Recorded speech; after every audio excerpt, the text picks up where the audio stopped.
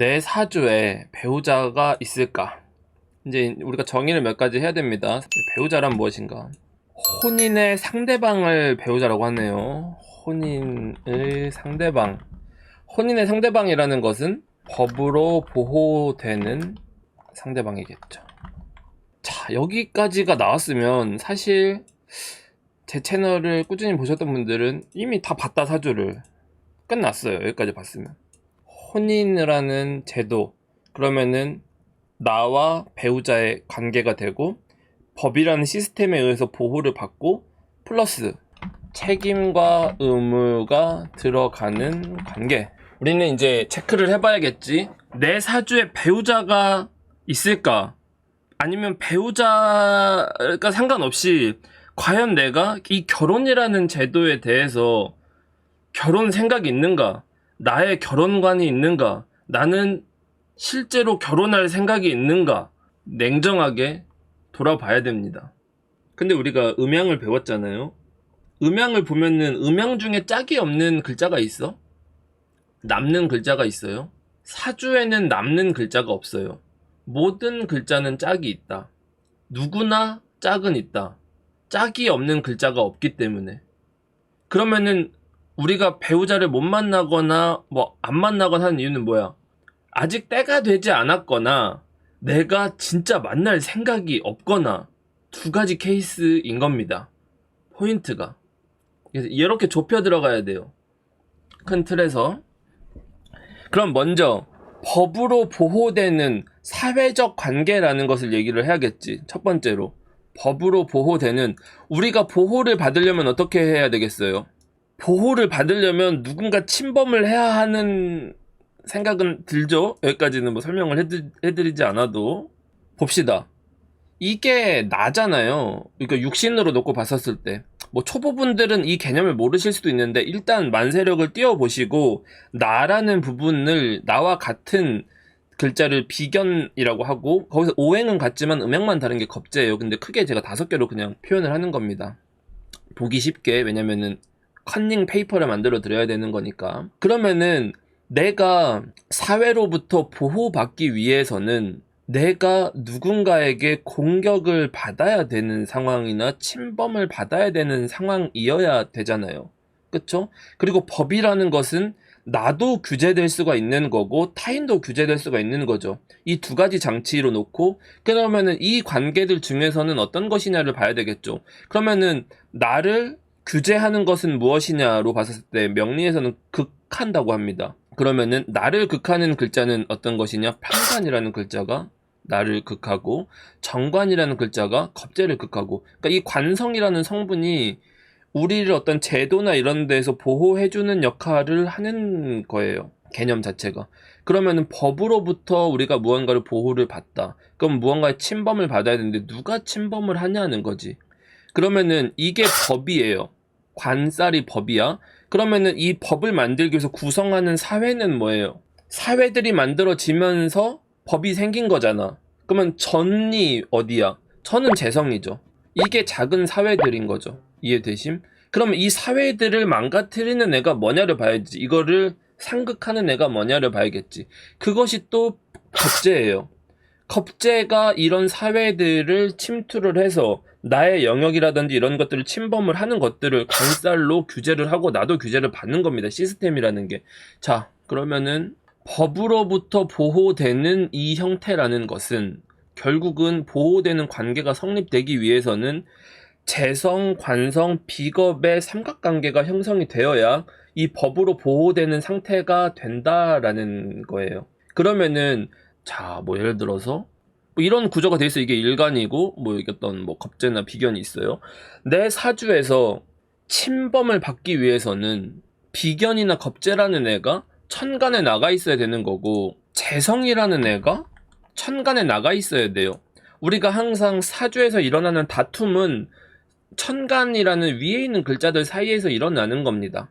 그러면 예를 들어서 이런 구조가 되었을 때 관성이 나와 있으면 보호를 받는 거예요. 이해되세요? 이러면은 시스템의 보호가 되고 있는 겁니다. 그럼 시스템의 보호를 받고 있는다는 얘기는 뭐야? 그 사람은 내가 생각하는 사회에서 이상적인 배우자, 가정의 모습이 있다인 거야. 이해되심? 사회가 구축이 된 거야. 사회가 있어야 보호를 받고 법이 있고 뭐가 할 거 아니에요. 어렵지 않지? 5개야. 야, 5개는 알아야 돼. 사주를 보는데 5개는 알자.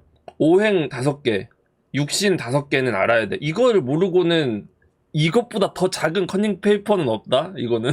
그러면 자기 사주에서 내가 관성으로부터 보호를 받지 못하려고 하면, 또는 사회 구성이 되지 않았다면 침범받지 않았잖아요. 그러면 침범받지 않았는데 나만 규제되면 어떻게 돼요? 내가 그냥 규제만 대상이 된 거야. 사회가 누가 침범하지도 않았는데 과잉 규제야. 중국이에요, 중국. 재성이 없는 사회? 중국 사회, 과잉 규제.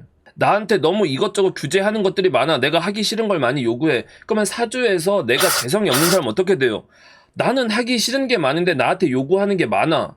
근데 그 상대방이 내 배우자 될 사람이나 연인도 포함이야. 나한테 이거 해줘 저거 해줘가 많은 거야. 난 하기 싫은데. 그럼 사주에서 이 재나 관, 사회를 형성하거나 법이나 제도를 만드는 게 없다고 하면, 애초에 사회에서 어떤 형태로 살아가야 되는지 책임과 의무에 대한 개념이 있지 않다. 보편적으로 말하는 어떤 이상적인 가정에 대한 모습이 없다.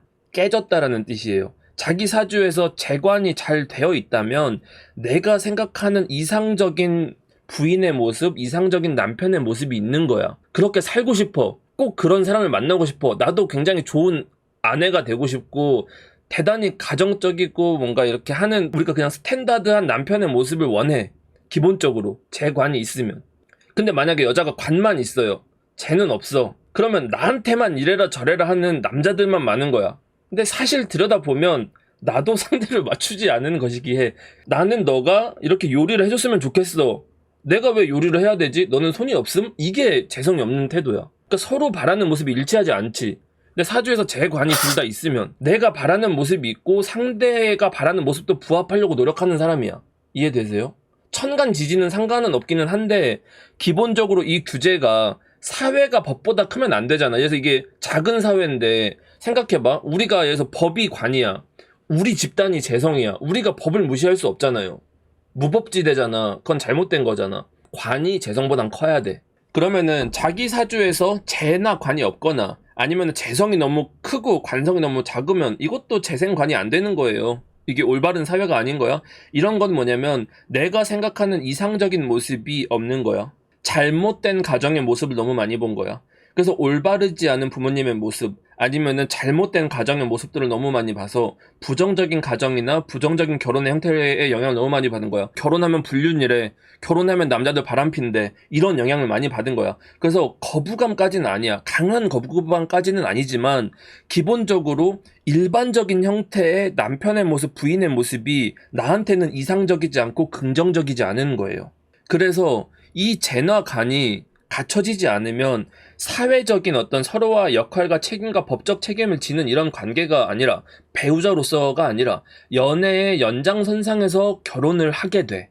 이런 경우가. 그래서 보통 재생관이 되는 구조면 결혼을 했을 때, 결혼하기 전에는 상대방의 뭐 이름을 부르고 뭐 자기야 이렇게 하다가 결혼을 하면은 와이프, 아내, 남편이라고 서로 뭐 호칭을 그렇게 한다든지, 애를 낳으면은 애 엄마, 무슨 애 아빠 이런 식으로 호칭한다든지인데, 재관으로 이루어진 사람들이 아닌 경우는 그냥 계속 자기야, 오빠, 오빠 하는 거야. 기본적인 형태가 변하지 않아. 애인의 형태의 연장선상이에요. 여기서 차이가 나. 사회적인 역할을 하느냐, 내가 부인으로서의 역할, 엄마로서의 역할, 이 사회적인 역할과 책임을 하느냐, 여기에서 조금 벗어나 있냐가 여기서 나오는 거예요. 그래서 사주가 중심이 항상 재관 중심으로 이렇게 잘 이루어져 있다 면은 이러한 시스템이 잘 돌아가고 있는 거고, 이게 어느 하나가 어긋나 있다 또는 없다라고 하면 이러한 시스템이 달라지는 겁니다, 기본적으로. 그래서 뭔가 재생관이 된다라는 것은, 우리가 그런 얘기들 많이 하잖아. 사주에 재성이 없으면 여자가 없다, 사주에 관성이 없으면 남자가 없다. 그런 얘기가 아니야.